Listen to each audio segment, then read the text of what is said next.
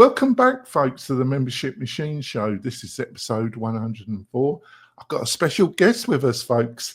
I've got Alex Afterman with me from 1111 Digital. I think I did well there. I did bungle that up.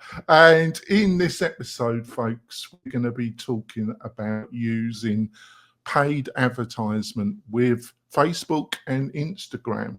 Alex has a load of experience in this area. I think a combination of organic and paid advertisement to launch your membership or accelerate the process of success is something you should really concentrate on. Alex is the expert. So Alex, can you just give us a really quick intro, and then when we go into the main part of the show, I will ask you to put a lot of more meat on how you got into this world. But if you can give us a really quick intro, that would be great.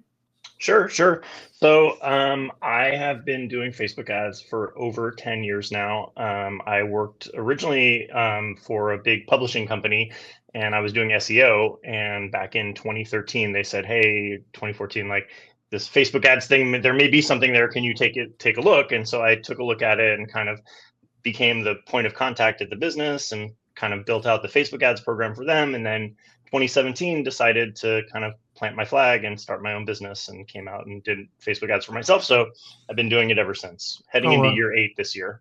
All right, that's fantastic. So Alex obviously has a load of experience to share with us.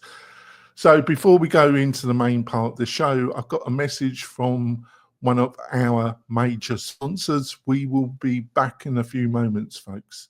Hi there, e-commerce store owner. At Omnisend, we help more than 100,000 e-commerce customers just like you sell their products. We're an all-in-one email and SMS marketing platform that helps you reach your customers, grow your audience, and increase sales. In fact, our customers have seen incredible results with Omnisend, averaging $72 in revenue for every single dollar spent. And if you ever have a question, our award-winning customer support team is available 24/7 every single day. That's one of the reasons we have more than 6,000 glowing reviews and ratings all across the web. So get started with Omnisend today and start growing your business with better email and SMS marketing. Coming back, folks, I'd also want to point out we've got a fantastic curated list of the best WordPress plugins, plus some great deals from the major sponsors to help you build and launch your membership website on WordPress in 2025, which I think still offers the best value, ownership, and power compared to other solutions. You can get all these goodies by going over to WP-Tonic.com/deals, WP-Tonic.com/deals, and you find all the discounts plus the created list that will save you a ton of time. All there. What more could you ask for, my beloved audience? Probably a lot more, but that's all you're going to get on that page. They love that, actually, Alex. Kind of my English twisted humour. So, Alex, you gave us a quick intro. So what led you, you were working with this publishing company and you were doing their SEO, but how did you get into the world of digital marketing, which then led you and your 8 to 9 year career with Facebook? Yeah. So I've had a little bit of a nonlinear career. In college, I thought I wanted to be a writer or a journalist. So I got out of college and I took a job bartending to kind of make ends meet. A couple of years later, realized that I hadn't actually written anything. So that was probably a sign that that was not the right career for me. This was the beginning of the tech boom in San Francisco. So it's like mid to late 90s San Francisco. And so like a lot of other people, I went ahead and learned how to build websites and got myself a job at a tech company. And worked in that industry for years. In fact, so the publishing company I talked about where I was doing SEO and then ended up with Facebook. So I started there running a web development team. So we managed a suite of websites for them, some popular publications, PC Gamer, Tech Radar, some big tech and gaming sites. And part of my purview was the technical bit of SEO. So making sure that your canonical URLs are right and all the kind of, behind the scenes stuff. And they ended up deciding to actually outsource the tech piece after a while to an offshore group kind of closed my department, but I had worked really closely with the marketing team. And so the marketing team said, hey, will you come kind of join us and do SEO from the marketing side? Said, sure. So at that point, I was pretty well versed on SEO. So I came and joined them on the SEO side. And then we get into the piece I mentioned before, where so starting around 2013, 2014, I'm mainly doing SEO, but nobody at the business knows Facebook ads. So they're like, hey, can you look at this and tell us if this is worth doing? And so I started following John Loomer, right? One of the original Facebook people out there, and kind of playing with the platform myself, and saw really good results with it for the business. And I was like, hey, there's really something here. So they said, great, I just want to I just want to interrupt because Alex has been very, I'm looking for the right word. Alex really helps John. I've actually interviewed John twice, actually. So he probably knows my name. And I've actually joined his community actually about a month ago. I just, because John was offering a great deal. And you really helped John in the forum and other ways, don't you? And I think John is one of the more straightest players in the Facebook training influencer area, isn't he? You know, I think his credibility is still very high, isn't it? Yes, John is the real deal. I'm not like, so I'm part of the membership. I jump in there and I answer questions a bunch. I'm not part of his like I'm not like an admin there or anything. I will say though, there's a guy named Andrew Foxwell who I met in Loomer's group, because Andrew was doing webinars for John. And Andrew then has started his own group, and I am in-house there. So he has a group of Facebook advertisers. It's about 500 people. And one of the perks of membership is you get an audit once a month for your account if you're in the group, and I do those audits. So I'm across all those.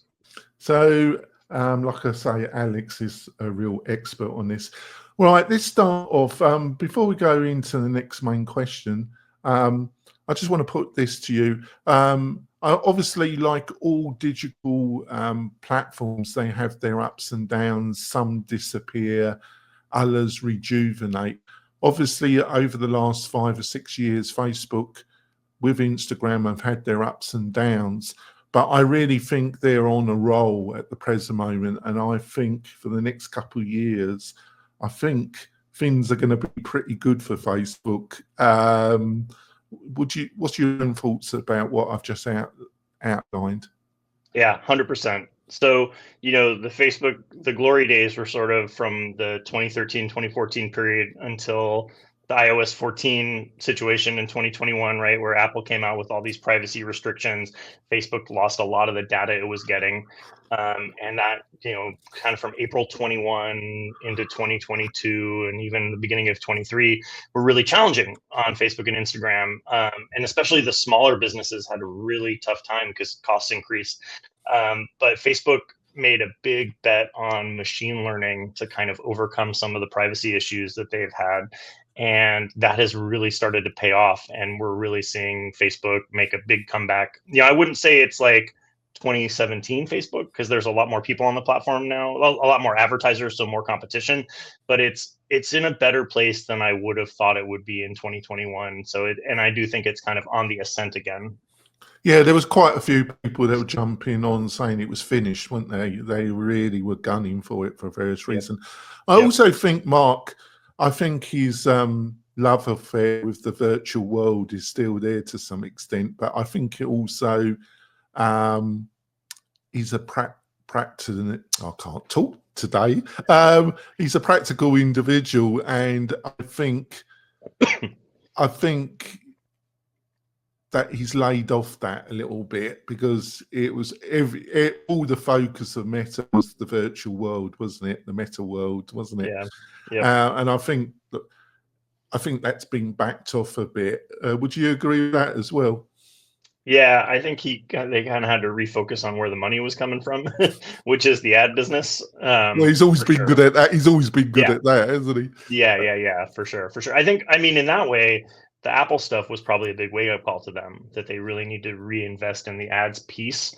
because they couldn't just keep operating business as usual and with their legacy tools and make it work. So they had to come up with all these new tools to kind of, learn new signals and use this machine learning to kind of get the signal, like you better interpret the limited signals they were getting and then make those work to identify your customer. Right.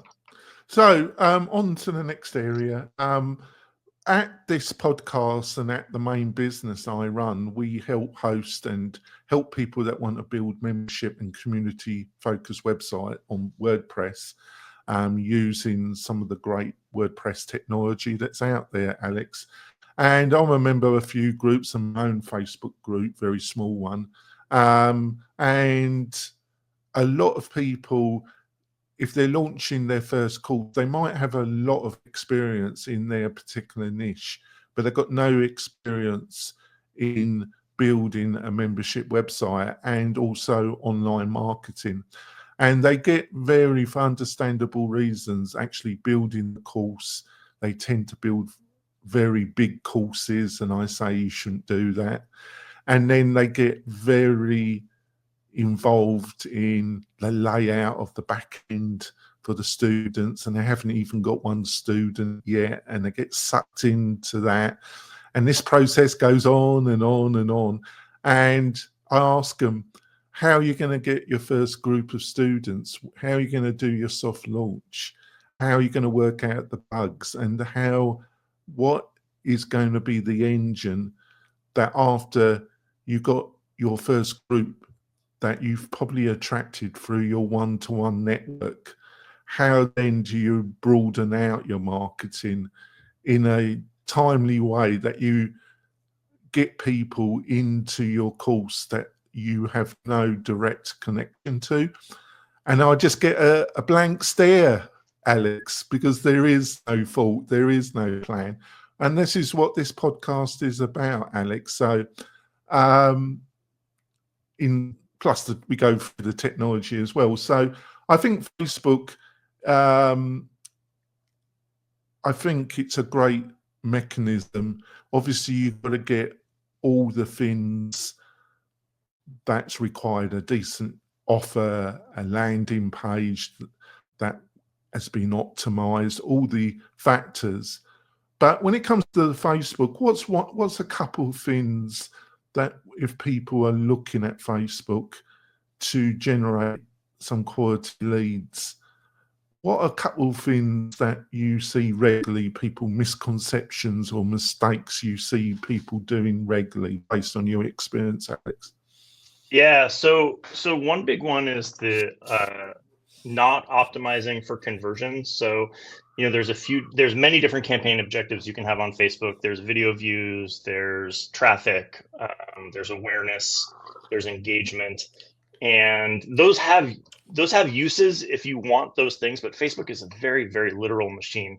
So if you tell it you want video views, it'll go get you video views for your video, but it won't really care if those people are your customer and may sign up for your course or your newsletter or your email list or anything like that. So, if you're looking to achieve an action that happens online, whether that's a sign up for a newsletter, a sign up for a course, a lead magnet, joining a group, any of those things, conversion campaigns are the way to do it. They're more expensive than the other objectives because the action that you're asking for is more high value. And there are, certainly times if you're just starting out, you may want to run some other objectives just to kind of get a footprint out there. But when it comes time to actually get people to sign up for what you want them to sign up for, conversion campaigns are really the way to go. And I still see a lot of people on all these audits I do optimizing for all sorts of different events, all sorts of different objectives that aren't conversion because they're less expensive. And it's true, they're way less expensive, but they also don't really lead to the outcome you want. And so ultimately they end up costing you money. That's the main one. Yeah, is there a second one that you regularly see? Well, it's funny you were talking about the people's instinct to build out these huge, vast courses and very complex systems right before they have their first customer. Oh, they get Um, into the world of ClickFunnels or some yep. influencer online, and we need to build out this enormously complicated landing page with different Yeah. email generated responses, and they haven't even got their first student through. Yep. Yep. So Because it's understandable because there's so much confusing information on YouTube and on the internet in general, isn't there? yeah, for sure, for sure. I mean, on the ad side, there's kind of a similarity. Keep it simple, right? Don't ask for 4 different things in your ad, right? You could sign up for this or that or that or that, right? Give users an easy thing to do, right? The main thing you want them to do. And so, again, I see a lot of very complex structures in Facebook as well, where it's like, oh, I'm gonna do this. I'm gonna have these 7 campaigns, and they're all these different personas, and go to all these different landing pages and everything. And it's like, especially when you're just starting out, keep it really simple, right? Have a single defining message in your ad. Send them to a very simple landing page where they can take an action, and trying to bite off smaller chunks early is better. Like it's going to be hard to use Facebook when you're just starting out to get somebody to buy a $497 course. It's going to be much easier to get them into either a $39 one-off Oh, smaller course or it's something funny like that. it's funny that you say that because during December I had a little bit of a break, but I was working out my objectives for 205, and I need time to think over things through my walks. See, I'm a big walker, Alex. Mhm.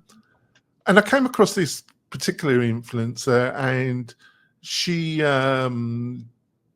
came on my radar by watching somebody else's video, and I liked some of her ideas.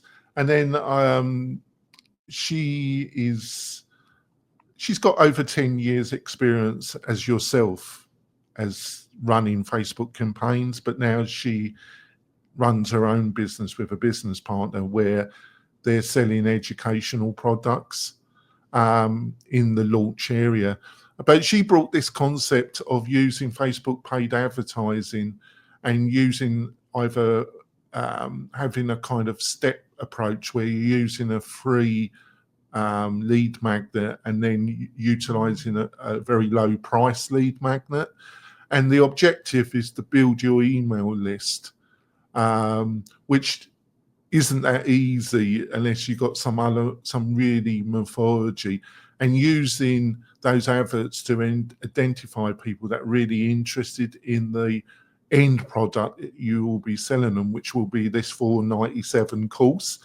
But Yep. building up an email list and then sending real value to those people and then pitching them on the main course. Is that a methodology that you think has any real value, Alex? Yeah, for sure, for sure. It's much easier for ice cold traffic on Facebook. It's much easier to get them to say yes to a small ask than a big ask.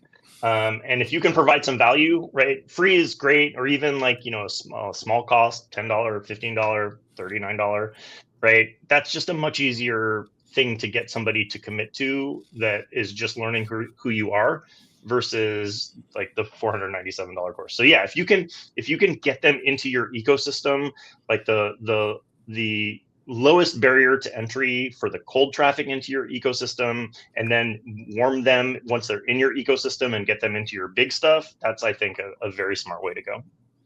Yeah, I found it attractive, her mythology, because I think it's something that I wouldn't say I failed.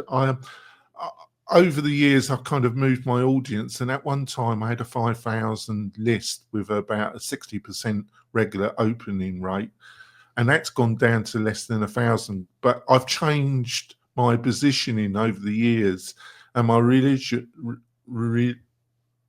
original list was aimed at people in Northern Nevada, and I morphed into membership, and I've been running that focus for over 6 years. And the list, it's built up because I do get quite a few people that sign up for the main free lead magnet on my own website. But I think it's really hard unless you are going to look at paid advertisement and a broader audience, unless somehow you're on a new platform like TikTok, or somehow you've generated a lot of interest on YouTube or whatever. It's really hard to get the volume to really sign up to your list, your main newsletter list, isn't it? I think it's extremely hard. Would you agree with that? Yeah. Facebook is really the most effective kind of push advertising platform. So things like Google are more like pull, where like somebody's already shown interest and Google knows that. So then you can run a Google ad and get it in front of them. Facebook is really push, right? You're getting ideas and products and courses and lead magnets in front of people that had no idea they exist, right? They didn't know they wanted it until they saw it. And so Facebook is kind of still the best platform to do that. And it's much, I mean, obviously you're paying, right? But there's a cost to organic as well, right? In your time and your effort. Facebook or paid advertisement is a more consistent way to build that audience. So what are some of the major changes you saw in 2024 and that you anticipate in 2025 in the world of Facebook and Instagram? What are some of the things that you saw last year and you anticipate might happen? We won't hold you, we won't have you back late. I hope you do decide to come back at some later stage during the year, but we're not going to hold it against you if you're totally wrong, because I'm always wrong, Alex. So yeah, right. Well, this one I feel pretty good about. So Facebook has made a big push into AI. We already talked about AI in terms of machine learning and like getting better at finding customers and everything. But the biggest change for people in terms of actually literally making ads and getting ads out in front of people is these AI enhancements that Facebook has kind of forced on us into the platform. So there are things like letting Facebook choose different text for your ad, and even changing the layout of your ad. And they're at this time, they're actually not very good, to be totally honest. Like the text they write isn't that great. And I've had some crazy situations where clients have sent me an ad and it's like, why is my headline in white text on the white background of my image? Like totally unreadable. So, at the moment, I end up turning all these enhancements off on each ad. And whenever, but they're all on by default. And then when you duplicate the ad to put it in another ad set, they're all back on again. You have to turn them back off. But Facebook, I mean, the fact that they're always on by default and there's more and more of them every day in the platform, this is definitely where they're going, right? They want to have AI be as involved in the creative process as it has been in the kind of customer acquisition process. So that I think that's not going anywhere, and I think it's going to get more and more significant, and hopefully it gets better. Facebook kind of has a history of introducing new features that don't work very well, and then over time honing them, and then they work really well. So I'm optimistic that at some point I won't have to go in and uncheck all these lovely enhancements on every ad I make. But I know there's going to be more and more of them. I think that's coming this year, and there's hopefully going to get better. So that one I feel really good about. That's the kind of, to me, the downside of the AI push for Facebook. The upside again is like better customer acquisition, because they're just getting better at, or kind of getting back to where they were at finding the right customer for you. And then better tracking. And this is another one that I think will continue to improve in 2025 as well. Right after the privacy stuff with Apple, Facebook Ads Manager tracking became like borderline useless. It was just missing so many conversions, and they were modeling conversions, and the modeling was really bad. So you'd see like, wow, like this, you could see all sorts of stuff like, hey, I got 50 customers. They must have come from Facebook. Facebook says no. Or well, like, no, we were hosting. We specialize in the hosting of membership and community, and we have some big clients. But I've got some legacy clients that are big in the e-commerce, in the WooCommerce e-commerce space, and their main way of getting new customers through Facebook, and they were getting slaughtered, Alex. They were in a lot of pain, and I knew them not as close friends, but they've been hosting with me for a number of years. So they were asking me, and to say they were pulling their hair out and upset.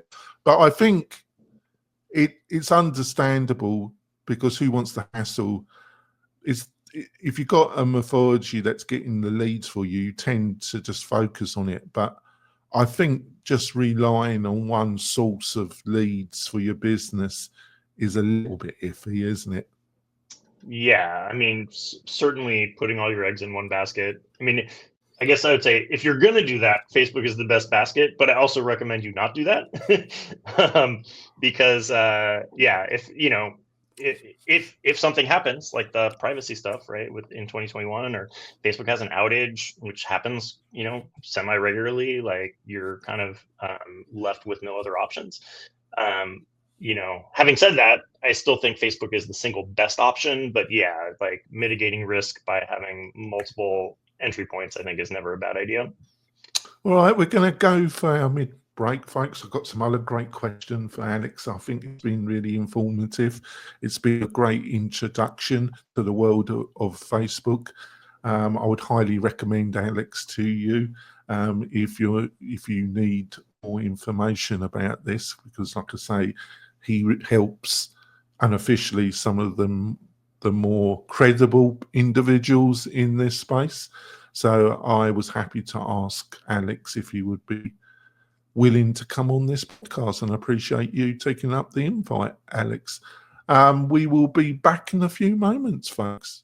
Tired of hosting providers that can't handle high traffic loads? Conversio is here to help. Our platform can handle any amount of traffic, all without slowing down or crashing. With immediate Slack support, performance optimization, and a team that thrives on resolving technical challenges, your e-commerce business is in safe hands. Learn more about Conversio at conversio.com.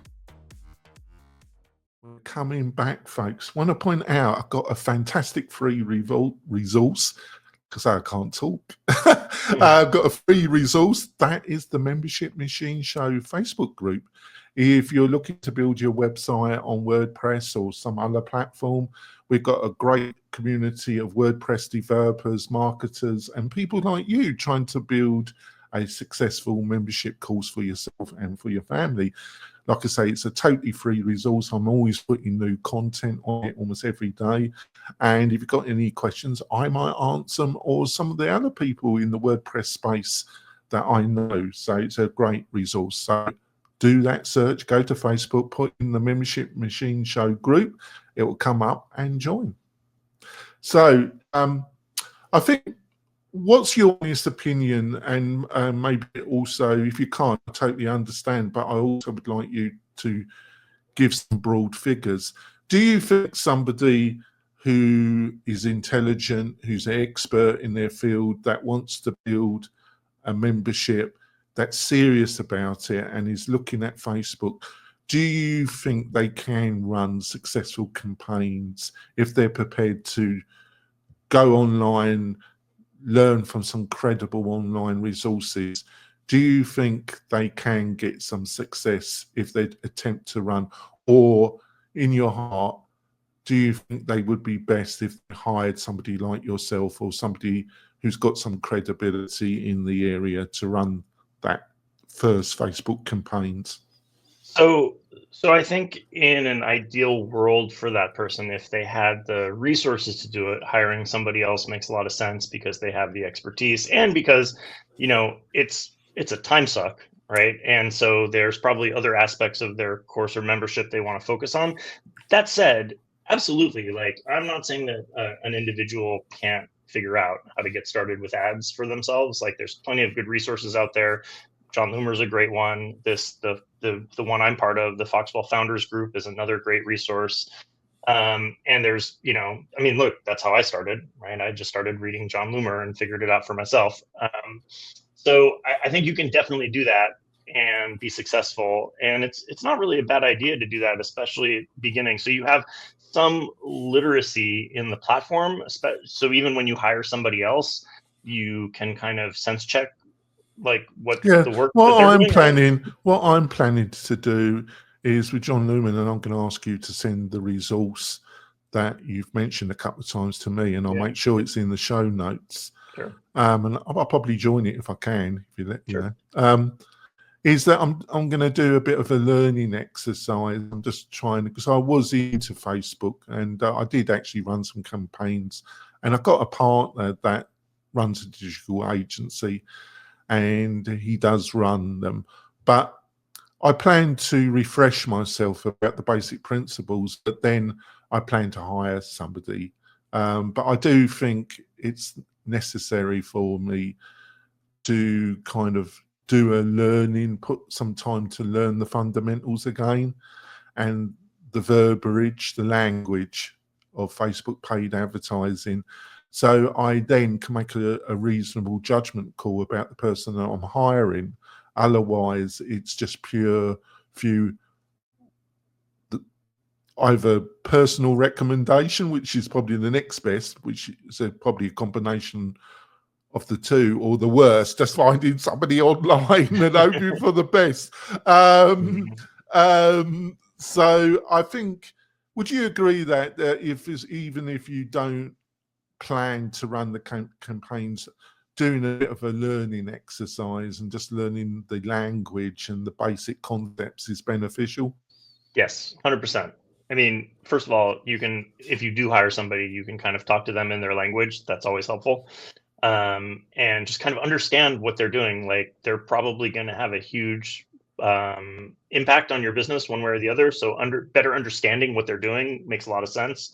And like I said, there's resources out there. There's consultants out there. I mean, not to plug myself, but I do that as well. I offer hourly consulting where you're going to do it for yourself, and I'll just check in with you every so often. So there's plenty of ways to do it for yourself.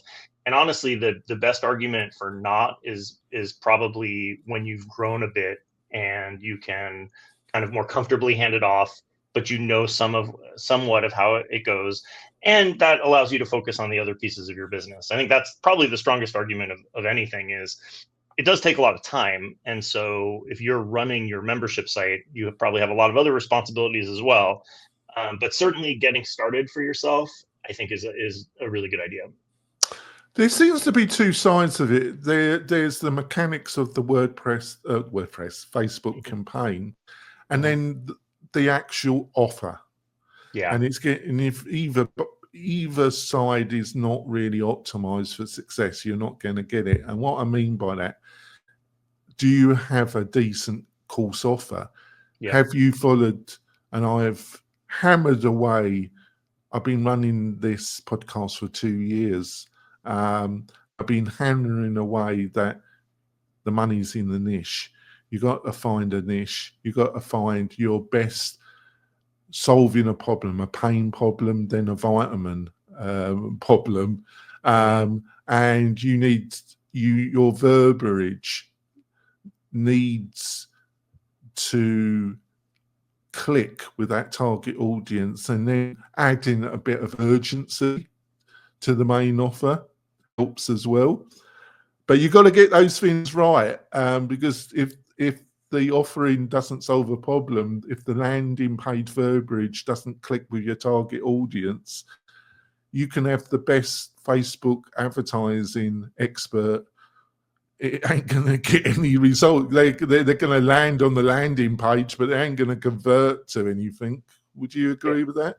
Yeah, I often tell people it's not magic, it's marketing. So you can have a great offer and kind of ruin it by not running Facebook ads right, but you can't magic up customers if the offer isn't there, no matter how good your Facebook ads person is. Like, they're just ultimately it's marketing. You can't make people decide to do something that is not in their interest to do.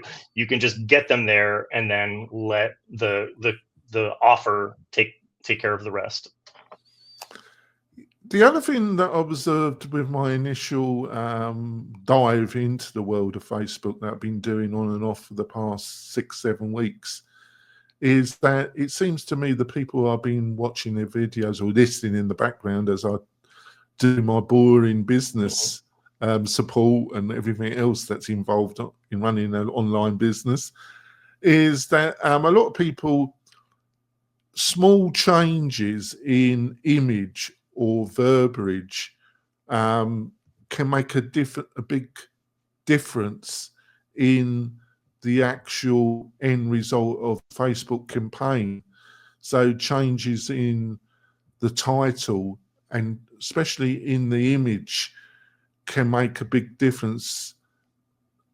A level of micro change that surprises me with the people I was listening to. Would you agree with that, Tennant? Because I'm only getting it from third parties. You're the expert. Is that one of the things that surprises people when they get into this world? Yeah, I would say more so the image or video than the copy or headline. Really with copy and headline, I would say bigger swings probably, and going, if it's not working, trying a different angle. But yeah, small changes in image or video can make a big difference. Even for like videos, for example, changing the first 2 seconds, running the entire rest of the video the same, but changing the first 2 seconds can have massive impacts. So absolutely. I would say, however, if you're just starting out and you're not really sure what your hook is or what your best hook is, I guess I should say, is making very different variations of your ads to start with, to get an idea of what hook is actually going to work, and then small iterations off that, I think, is the way to go. But yes, for sure, like, it's kind of amazing how a little change, a change in color, a change in having a woman versus a man, or like I said with the videos, I've been stunned at how literally just changing the first 2 seconds of a 30-second video completely changes the performance of it.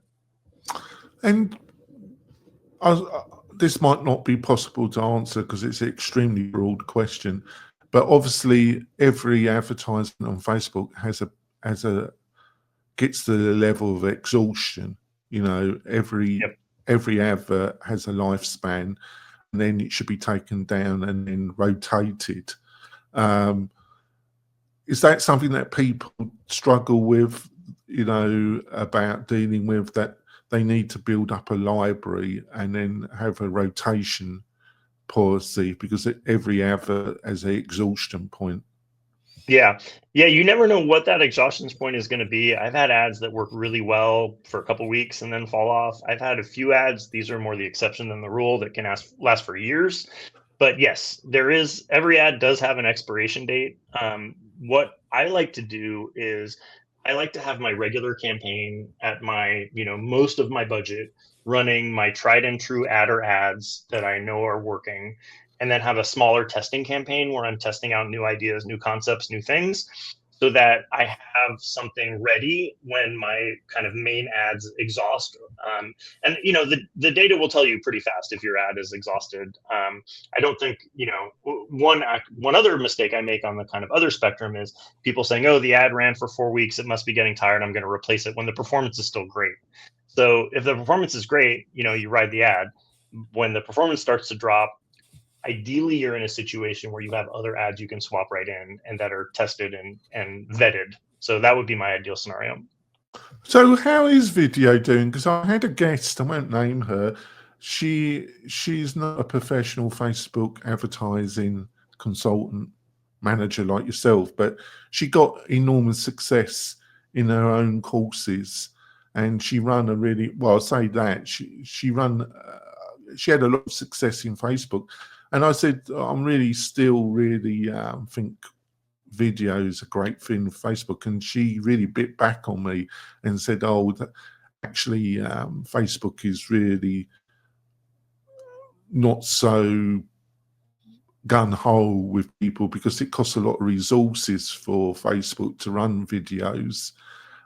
So she was a little bit negative. So what's your own view about video and how it can help with campaigns? Yeah, so I'm not really sure I agree with the resource-heavy piece of video in terms of Facebook, because they want people on the platform for longer, and videos do keep people on the platform for longer. I will say images are better for specific offers. It's just easier to sort of absorb the offer. So if your hook is, free something, then an image is not a bad way to go, or your hook is kind of related to value.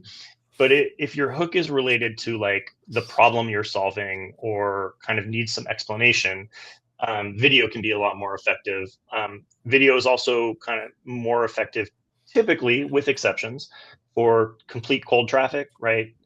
Whereas images can be more effective for warm traffic, where they know you a little bit already and they just kind of need a reminder. And it varies product to product, offer to offer. Ideally, I think a mix is the best way to go. One of the big buzzwords these days in the Facebook ads world is creative diversity. And what that means is just having a mix of different styles and feels. So you want some images and some video. You want some UGC or kind of lower tech stuff that looks like it was just shot on somebody's phone, but you also want some polished things. And the reason for that is Facebook has a profile of different people and kind of the things they like. And they'll have me pegged, for example, as somebody that responds to video.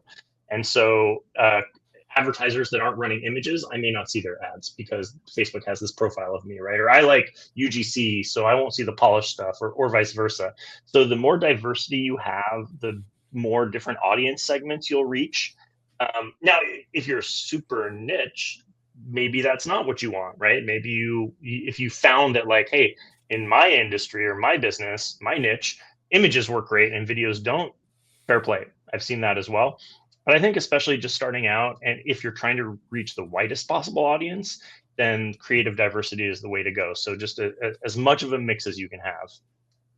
Yeah, well, thanks for that. That was really fantastic. When it comes to the world of Facebook and Instagram, what are some, obviously they're run by Meta, but they also have the different digital culture, as I call it.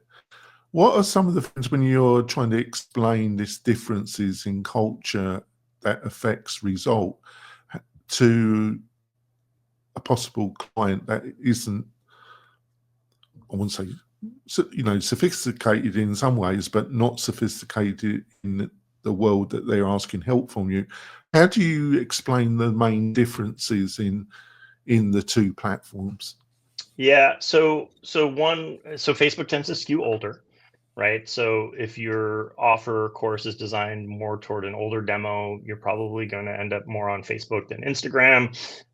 Younger demos tend to go Instagram more. Instagram is more of a less of a click platform, while Facebook is more of a click platform. Doesn't mean it's not as good at converting people, but you'll see a lot more like view attribution there. So like a very common conversion path on Instagram would be somebody sees the ad, doesn't click on it, but then Googles you, and then they come in via Google. So a lot of times with Instagram, Facebook will see that as a conversion in their internal metrics. But if you're using third-party metrics, it may not credit that to Facebook. It may credit it to Google search, but that was generated from Instagram. So if you're more heavy on Instagram, I think part of understanding success is looking at things like, hey, did my organic search traffic go up?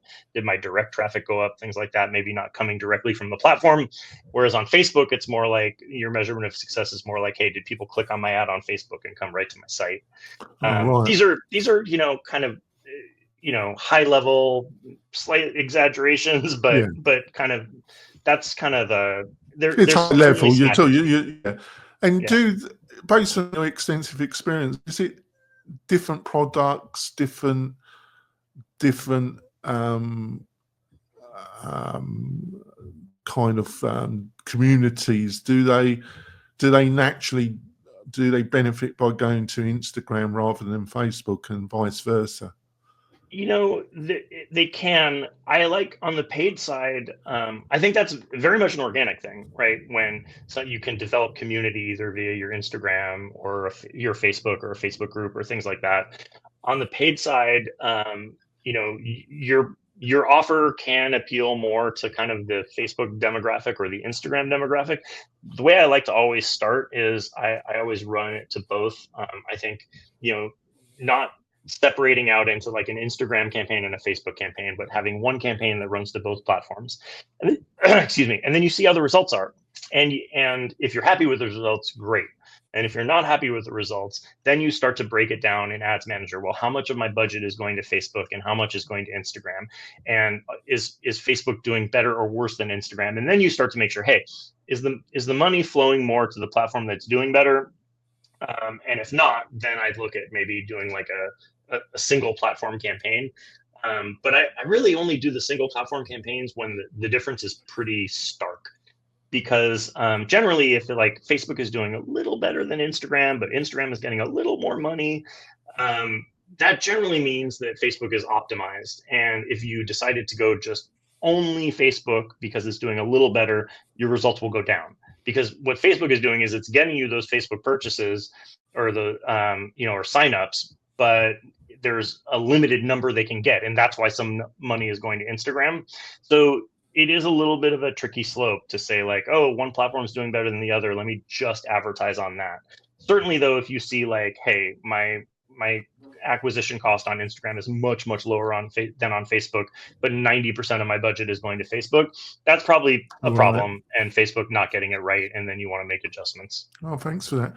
Now, I'm going to put this scenario to you. Let's say you've maybe have a new person coming to you for some initial consultation, and let's say they've listened to the Membership Machine podcast, right?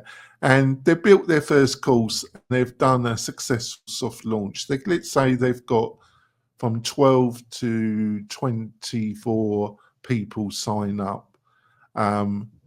And these people have got a substantial discount to be the first triers of the course. And over a 3 month to 6 month period, they've worked with these people, and they've worked out the bugs, and they've really concentrated on the core message of either their homepage or their landing page that has the offer. And they're in full-time employment, but they want a side hustle, but a side hustle that might lead to a full-time gig. And they're committed, and they're intelligent, and they know what they're talking about. And so they've done this soft launch that I highly recommend, and they're confident that it does get a result, and they've sorted out any kind of bugs, the onboarding, dealing with payment, all the things that you got to deal with. And then they're coming to you, and they want to go up to the next level, right? And you get a good feeling about them that they're an intelligent person, and they've done the basic work. How long do you think how long do they need to invest in Facebook? 3 months, 6 months in running campaigns, and excluding what you might charge, because it depends on how much they expect from you. What kind of budget? I know this is a very broad question, but I feel I've got to ask it. What do you think is a realistic budget, roughly, for that type of individual that I've outlined to you?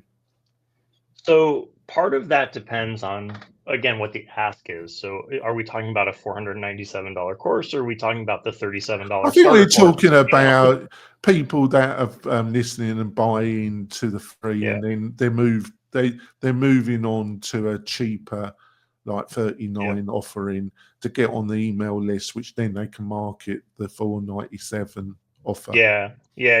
Okay, so for something like that, honestly, like, you may not see the final results you're going to get, but you should see directional progress, I would say, in the first 4 to 6 weeks. So, yeah, I mean, again, like, I'm not saying like in 4 weeks it's dialed in, this is the CPA you're going to get, you're good to go, but you should see progress. You see the a bit of light from the pulled curtain. Yes, exactly. Directionally, things should be going in the right direction. You should have learned some things. And then in terms of budget, part of that is like, how fast do you want to learn? Because the more you spend, the more you can test, the faster you can learn, but also, of course, the more risk. Like I said, do you think you can get any kind of results from a $500 to $1,000 a month budget for like 3 to 6 months? So let's see, $1,000 a month is what, about $33 a day?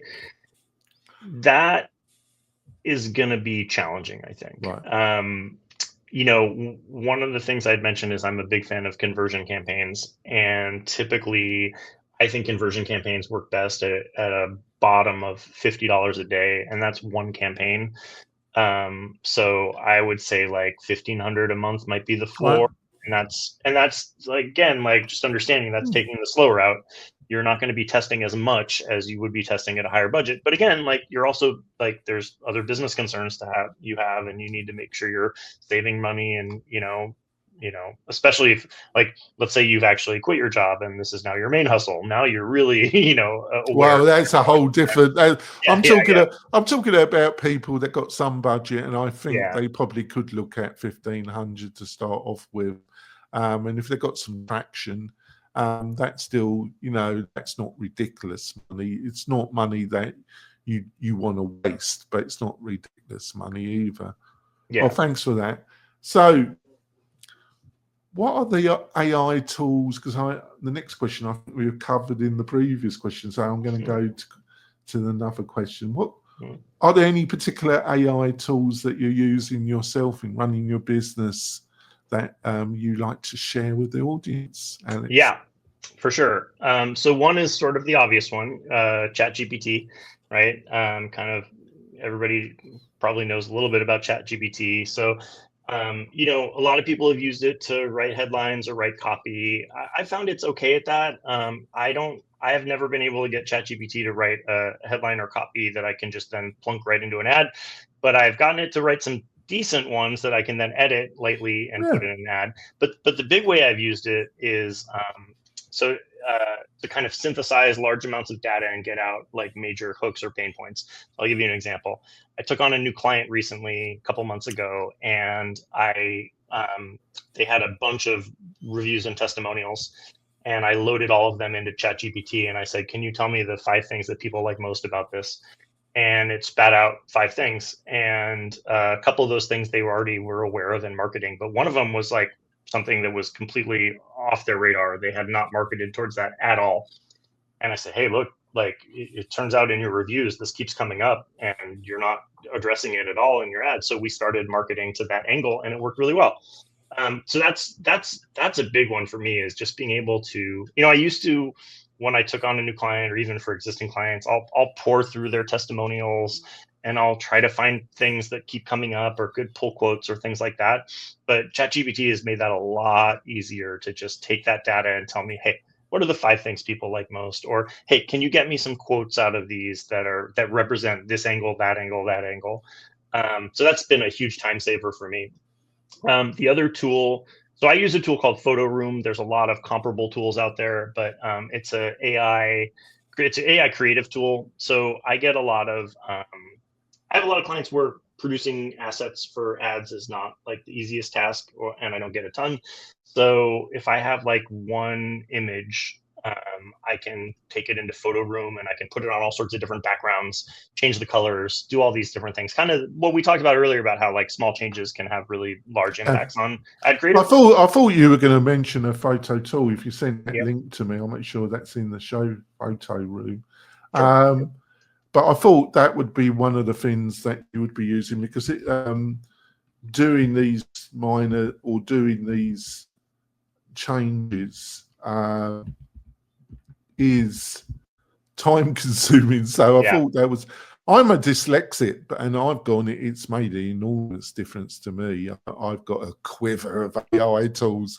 Actually, I'm not actually here, Alex. I'm actually being done by, I'm an avatar, actually. A lot of people say that, actually. But no, I've gone in, and I wish that this technology had been there 10 years or ago, because it's really saved me an enormous amount of time, because I had to constantly check stuff or get people to check it for me. So it's made an enormous difference to me. So I've got a quiver. So let's go to our final question. One of my favourite. So if you had a time machine, or if you're into Doctor Who, your own TARDIS, and you could go back to the beginning of your career, what would be like one or two things, little tips, insights that you could like to whisper in your ear that you so clearly know now, Alex? Yeah. So I definitely have two. The first is that anything you do, any job you take, any industry you end up in, people skills, it's going to be a people industry. I talked about my transition when my whole development team kind of got let go and it was moved offshore, and the marketing team took me in. And I was okay at SEO. I wasn't amazing, but I was decent. But they took me over to them because they like working with me. And so my whole Facebook career, springs from that. So I wouldn't have this career if I hadn't been good to work with. So that's a big one. Again, also I spend my day here in my home office tapping away on my keyboard. It's a very solo job, but I'm a small business, and I can't really have a business if I have a lot of churn. My business depends on retention. And so obviously the number one thing is delivering results, right? If you're not delivering results for people, they're going to find somebody else. But I've also seen plenty of situations where the Facebook person is delivering fine results, but the client still decides to move on. Yeah. And I think that's a relationship thing, right? You need to be a good person to work with, somebody they want to stay with. So that's a big one. And then the second big one is to be authentic and authoritative. When I started my business, I knew Facebook ads really well. I had no idea how to get clients. So I hired a sales coach, and he gave me a script, and he worked with me on the script. And I get on these sales calls and I do the script, and I felt very inauthentic. It just wasn't me at all. That's not your cup of tea. Yeah, it's not my cup of tea, and I could tell straight away. I have improved. I have a friend who's a really hardcore, run very large teams, and when he's in action, but it's not me. But I'll tell you the thing I have improved. I had the ability, and you've probably seen this through this interview, but hopefully not too much, that I can butt in. I had this terrible, when the deal was there. The deal was there, Alex, and I would have to say that extra bit. Mm-hmm. That little bit of extra that blew up in my face. There's a time and place to just keep your mouth shut and let them decide to pull the trigger. And I had a problem in butting in. I think I got a bit better there. Yeah, great. I mean, for me, it was like, instead of going off a script, just having a conversation with people, just telling them what I do, telling them what I was thinking about their ad situation. And when I stopped trying to sell and reading off a script and started just having a conversation like I would with anyone, that's when I started getting clients. And so, I just start talking about Facebook ads, and that the site. So the authentic was the one thing, authoritative is the other, right? I start talking about it. I know what I'm talking about. Like, I'm not trying to show people how great I am at this or how much I know. I'm just talking about it, right? I'm just explaining things the same way I would explain it to my wife when she asked me about a campaign I'm running. And that tended to work. Like, people started signing up with me much more than like, oh, I've got to get them to 3 yeses before the final yes, or hit this script and hit this node and that node and kind of try to mimic them and all those stuff. It just wasn't me. So once I just started being me, and all combined with showing that I knew what I was talking about, that was the kind of the unlock for me. Yeah, I think you really.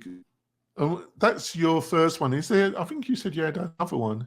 Is that right? What's the other one? It was the other one. Not coming on this podcast. No. This is great. This is great. Sorry, I butted in. Sorry, what was the next one? No, I was just saying it was the people skills. So the people skills. I guess I do have a third one, actually. Just if I could go back to the beginning of my career, I would tell myself it's all going to work out. You're going to have ups and you're going to have downs, and you're going to have periods when your work is going great, and you're going to have periods when it's not. It's all going to work out. Like, don't stress about it. It's keeping your costs. It's keeping your, not basing your cost structure on when you're doing really well, because you won't. It is anybody who's running their own business or is in entrepreneurship tells you they've always had a high. they're lying to you, Yeah. because you're going to have highs and lows. Yeah. And you've got to have a budget, a lifestyle that you can sustain at the lower level. And when you're at the top level, you would be advised to bank that money to cover if you got to cover the lows. But if you keep your cost structure realistic, you'll be okay. But there will be highs and lows, won't there? 100%. I mean, look, during COVID, my business kind of exploded because everybody was suddenly buying stuff online versus, going to stores. And then there was the COVID bounce back when everybody went back out, combined with the Apple privacy stuff. It went from like this to this. Now it's here, right? There's always going to be ups and downs. Absolutely 100%. I've really enjoyed our chat, Alex. I think we've covered a lot of stuff. What's the best way for people to find out more about you and maybe book a chat with you? Sure. So my website is 1111 Digital, and my email address is alex@1111digital, and those are the two best ways to get a hold of me. And thank you so much for agreeing to come on the show. Obviously, you didn't know me. I just did outreach to you. Obviously, you probably did some research.